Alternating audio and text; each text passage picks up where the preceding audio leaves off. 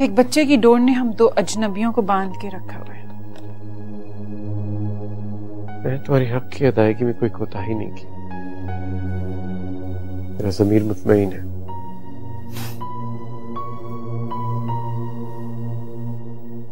इसको बेहिस्सी कहते हैं। क्या चाहती हो? क्या कुछ नहीं दिया मैंने?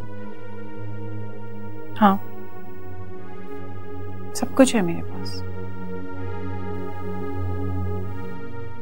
शादी के पहले दिन से ही मेरे सर पर एक तलवार लटक रही। कभी गौर किया आपने इस पर? जिंदगी एक सजा की तरह काट रही। तुम्हारी इस फजूल सोच का मेरे पास कोई जवाब नहीं है। मैं अपनी स्टडी में जा रहा हूँ।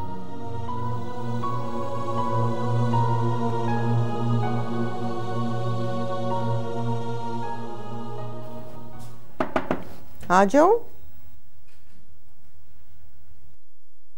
अस्सलाम वालेकुम बड़ी अम्मी। वालेकुम बेटा, आओ बैठो। खैरियत? तुम इस वक्त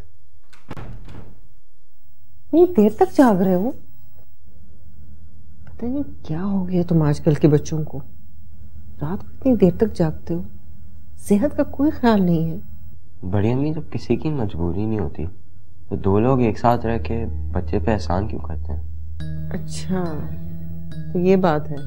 माज फिर खुल गया। मामा को समझा नहीं सकती, पापा को ही समझा दिया करें।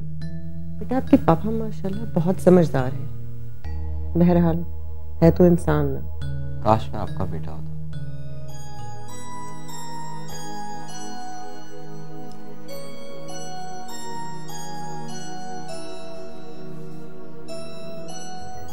तुम मेरे ही तो बेटे हो, इसलिए तो आकर अपनी दिल की बातें मुझे बताते हो। देखो फजील, ये सब बातें इतनी खास नहीं है कि तुम इनकी वजह से कूट कूट कर अपनी सेहत खराब करो। इस वक्त तुम्हारी सारी तवज्जो तुम्हारी पढ़ाई पर होना चाहिए। शाबाश, तुम जाओ, आराम करो, सो जाओ।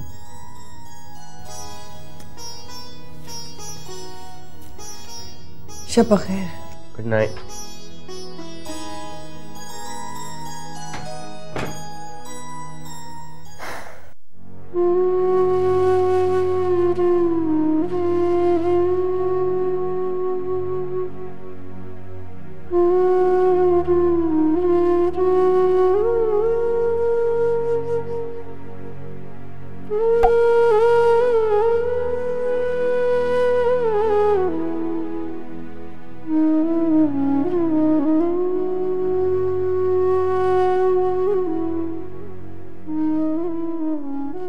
बीबी, आप सोती नहीं है? सुना है नींद तो सूली पे भी आ जाती है। मुफ्त में तो सूली भी नहीं मिलेगी, खरीदनी पड़ेगी मुझे।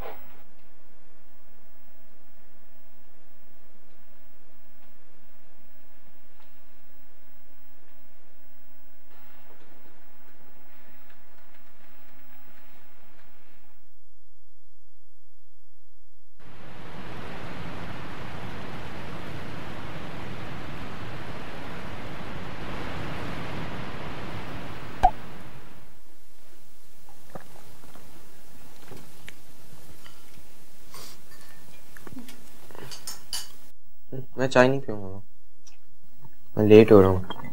तुमने बताया तो नहीं था कि तुम्हें आज जल्दी जाना है?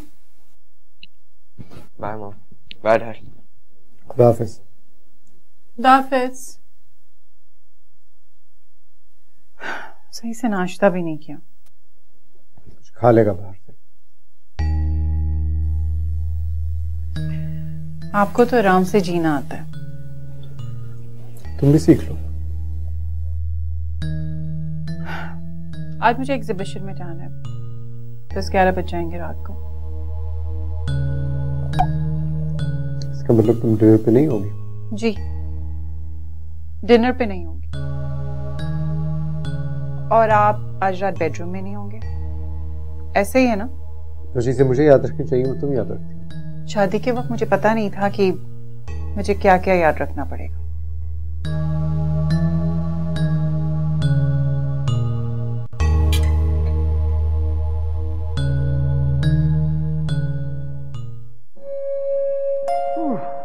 मैं तो समझा कि हम जीत ही नहीं सकेंगे। सर मैं तो ये समझा था कि मैं ये केस हार जाऊंगा। नहीं नहीं, हम हमारे होते हुए कैसे हो सकता है। Thank you.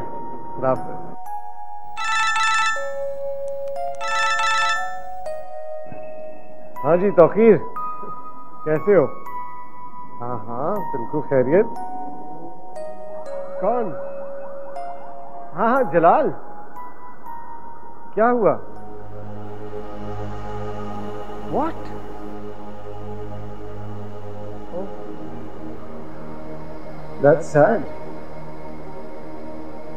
ठीक है, alright यार, thank you.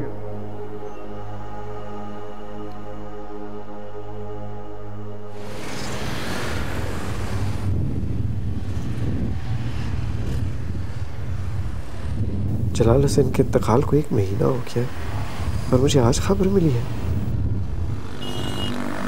Sir university road. हाँ लॉके।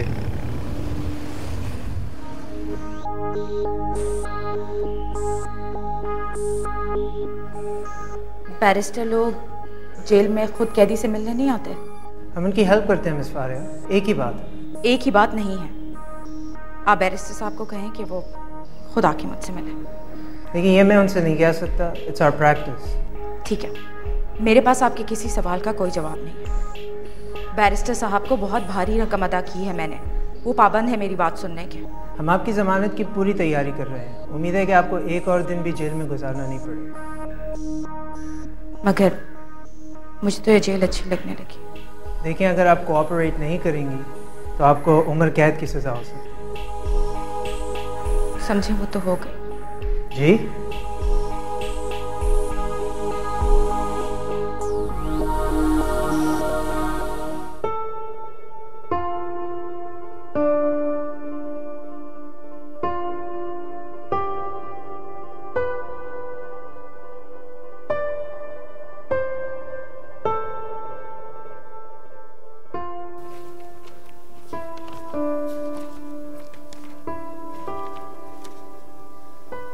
तहरीम, बेटा किन ख्यालों में गुम है?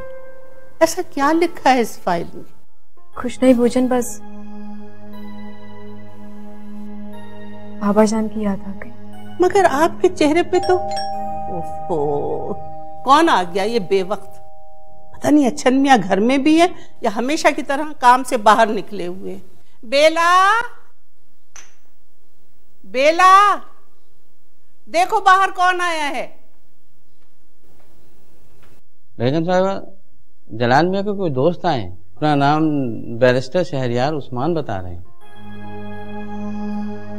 बैरिस्टर शहरियार उस्मान, ठीक है। आप ड्राइंग रूम में बिठाइए और कुछ ठंडा लेके जाइए, हम आते हैं। तहरीम बेटा, हम मेहमान से मिलने जा रहे हैं, यकीनन ताज़ियत के लिए आए होंगे। अगर हम मुनासिब समझेंगे तो आप दोनों बहनों को बुला लेंगे। जी।